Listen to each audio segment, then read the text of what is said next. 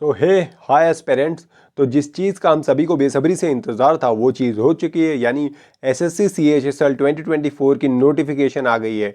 तो पूरी बात करेंगे कि कब एग्ज़ाम है, क्या सिलेबस रहने वाला है और क्या क्या इंपॉर्टेंट डेट्स हैं, सारी चीज़ें, क्या एलिजिबिलिटी क्राइटेरिया है, सारी चीज़ें देखेंगे। तो चलिए स्टार्ट करते हैं।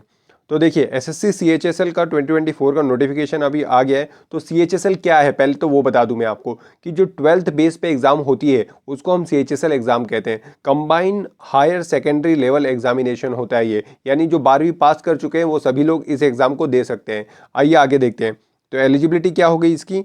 एलिजिबिलिटी हो गई 12th पास। अगर आपने 12th पास कर लिया है तो आप ये एग्जाम डेफिनेटली दे सकते हैं। अब इसमें भी क्राइटेरिया है कि अगर आप डीईओ यानी डाटा एंट्री ऑपरेटर ए, ये एक पोस्ट है जो कि मिनिस्ट्री ऑफ फूड प्रोसेसिंग और कंज्यूमर अफेयर, ये दो मिनिस्ट्री में अगर आप देखेंगे तो आप साइंस स्ट्रीम से होने चाहिए। ठीक है, साइंस और आपके पास मैथ्स एक सब्जेक्ट होना चाहिए। तो ये criteria for this particular post only.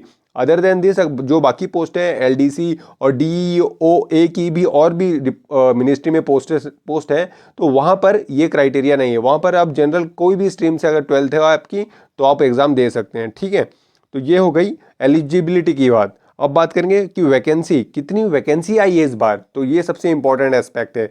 तो ये है 3712 वैकेंसीज। ठीक है, और ये जो वैकेंसी है ये टेंटेटिव है।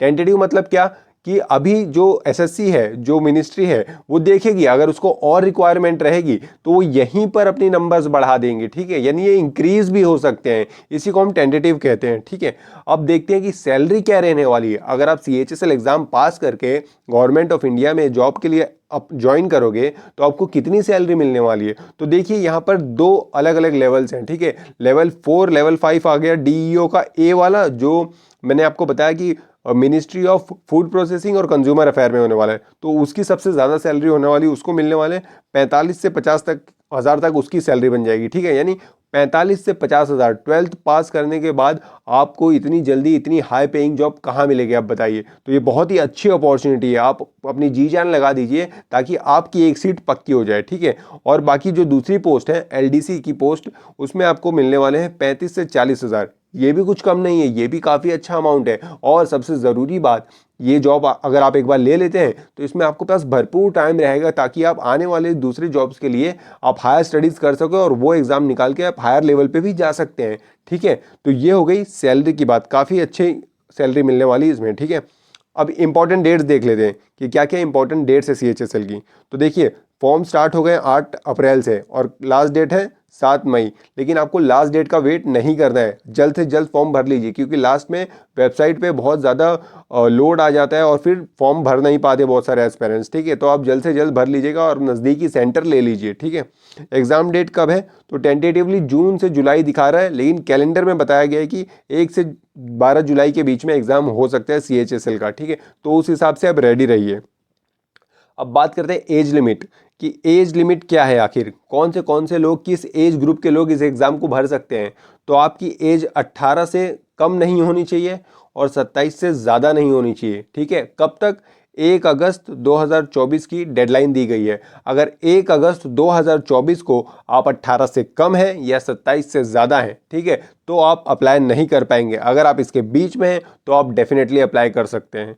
और यहाँ पर देखिए जो SC ST कैटेगरी है उसको 5 साल का रिलैक्सेशन है, यानी उसके पास +5 का स्कोप है, दोनों ही अपर और लोअर लिमिट में। ठीक है, और लोअर मतलब आपको 5 साल ज़्यादा, लोअर में माइनस मत करने लगना। ठीक है, और ओबीसी में 3 साल का आपके पास स्कोप है, 3 साल आपको एक्स्ट्रा मिल जाएंगे। ठीक है, यानी 27 का 30 हो जाएगा और SC ST का 27 का कितना हो जाएगा? 32 हो जाएगा। तो ये आपका क्राइटेरिया जो कैटेगरी है उस हिसाब से रिलैक्सेशन है।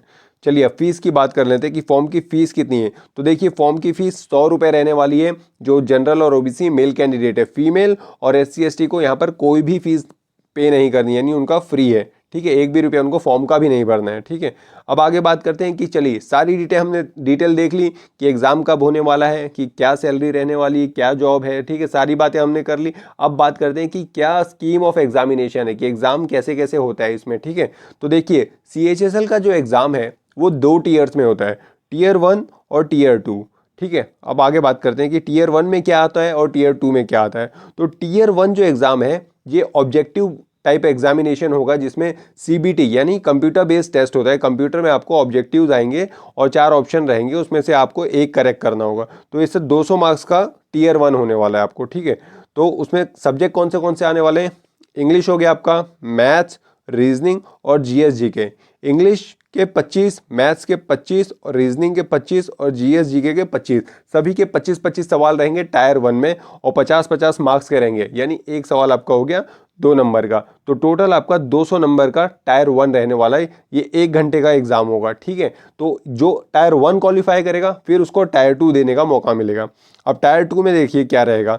Tier 2 में आपके 2 सेक्शन आने वाले हैं। तो सेक्शन 1 में आपका रहेगा मैथ्स और रीजनिंग, दोनों में 30-30 क्वेश्चंस आएंगे और एक सवाल आपका 3 नंबर का होगा, यानी टोटल 180 मार्क्स का आपका सेक्शन 1 रहेगा।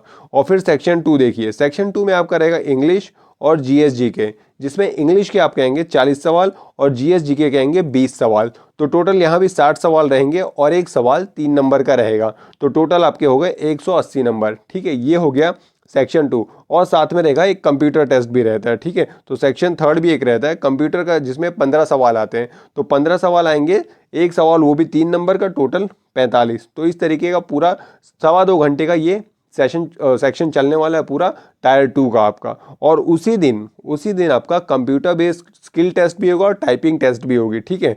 तो स्किल टेस्ट होगा आपका DEO के लिए, यानी डाटा एंट्री ऑपरेटर, एक ग्रेड A वाली जो जॉब है उसमें आपको स्किल टेस्ट भी देना होगा और टाइपिंग टेस्ट बाकी पोजीशंस के लिए आपको टाइपिंग टेस्ट देनी होगी, ठीक है। तो इंग्लिश में जो टाइपिंग टेस्ट की स्पीड रिक्वायर्ड होती है वो 35 से लेके 40 वर्ड पर मिनट तक की स्पीड रिक्वायर्ड होती है।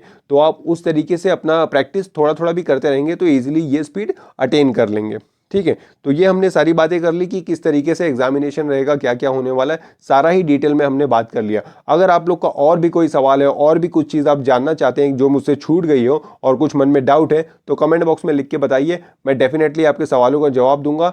और मेहनत में लग जाइए क्योंकि इतनी बड़ी अपॉर्चुनिटी बार बार नहीं आएगी और कोशिश करिए कि इस बार आप जॉब ले ही लें, ठीक है।